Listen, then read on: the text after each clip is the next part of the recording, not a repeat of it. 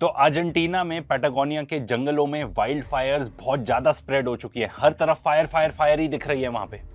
And इसमें भी Israelis का हाथ है। अब इससे पहले कि आप लोग मुझे पागल बोलो, ठीक है, ये पूरी रील देख लो। ये तो एस्टैब्लिश्ड है कि जो फायर हुई है वो डेलिबरेट है, मतलब जानबूझकर किसी ने ये आग लगाई है जंगलों में। अब ये सुन लो कि लोकल्स ही क्या बता रहे हैं इसके बारे में। Pero lo que más te duele es el alma y el corazón cuando ves a la gente que se quedó sin nada, cuando ves los animales muertos. Nosotros hacemos colecta, yo no puedo ni hablar de la angustia que tenemos, nosotros vivimos acá.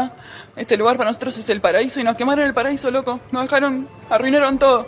Y acá lo que pasa es que están queriendo venderle la Patagonia a todos los judíos, loco. Esto se sabe hace un montón, acá todo el mundo lo sabe, está lleno de israelitas, está todo el mundo comprando la tierra, nadie hace nada y la única gente que pone el pecho es la gente que perdió todo. Acá nos dejaron solos. Estamos sorprendidos de que nos prendan fuego a la Patagonia.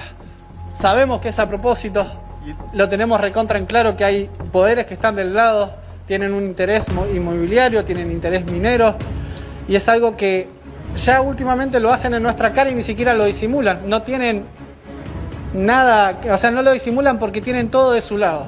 अब इसके पीछे जो साजिश है उसको भी समझ लो। तो ये अर्जेंटीना का जो प्रेसिडेंट है हावियर मिले, ठीक है, ये तो pro Israel pro United states of America है ही है, इसमें कोई डाउट भी नहीं है। अब इस बंदे को जूइश नोबेल प्राइज मिला था, $1 मिलियन भी दिए गए थे। एंड अब ये कह रहा है कि मैं खुद ही जू बन जाऊंगा जब मेरा प्रेसिडेंशियल टर्म खत्म हो जाएगा। अब इस बंदे ने क्या किया, सबसे पहले इसने लॉज ईज कर दिए for foreigners to own land in Argentina. एक ऐसा भी लॉ था जो ये बताता था कि अगर आग से अफेक्टेड है कोई जमीन, मतलब कहीं आग लग गई, तो आप उस जमीन को इमीडिएटली बेच नहीं सकते। ये लॉ को भी इसने खत्म कर दिया।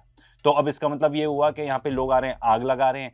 लोकल्स ही बता रहे हैं कि इजरायली लोग वहाँ पे इतनी लैंड खरीद रहे हैं। और एक और वीडियो सामने आया है कि एक आदमी जिसको बोला जा रहा है कि भाई आप क्यों जला रहे हो आग, वो एक्चुअली इजरायली था, ऐसे लोकल लोग कंफर्म कर रहे हैं। साथ ही साथ जो बहुत सारा फंड होता था फॉरेस्ट को प्रोटेक्ट करने के लिए, वो भी इसने हटा दिया। तो अब उतने ज्यादा इंफ्रास्ट्रक्चर रिसोर्सेज ही नहीं है जिससे इस फायर को जल्दी काबू किया जाए। और देखो यार, वैसे ये तो बहुत छोटी बात है कंपेयर टू जो ऑलरेडी कर रहे हैं, जेनोसाइड कर रहे हैं, बच्चों को गन पॉइंट पर मार रहे हैं, तो भाई ये तो फिर भी उसके कंपैरेटिव थोड़ी छोटी बात हो गई। अब अर्जेंटीना ऐसा देश है जो वर्ल्ड वॉर 2 के टाइम भी न्यूट्रल था एंड एक्चुअली नाजीज बहुत सारे वहीं पे चले गए थे। ये भी माना जाता है कि शायद हिटलर भी वहां पे चला गया था। तो भाई वो तो नाजीज थे, अब ये ज़ायनिस्ट हैं। अब क्या इन लोग का नया घर अर्जेंटीना बनने वाला है?